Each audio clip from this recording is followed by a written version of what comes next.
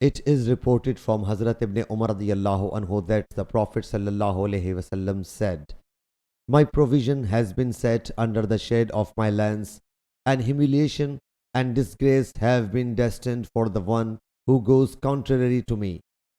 Hazrat Abu Qatada radiyallahu anhu says that he was along with Allah's Apostle sallallahu alaihi wasallam, and then he remained behind along with some of his companions, and they were wearing ihram, and he, Hazrat Abu Qatada radiyallahu anhu, was not in ihram.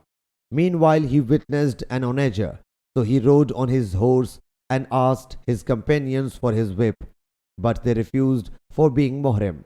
When he asked for his lance, they again refused, so he himself took these things, attacked the onager, and hunted it.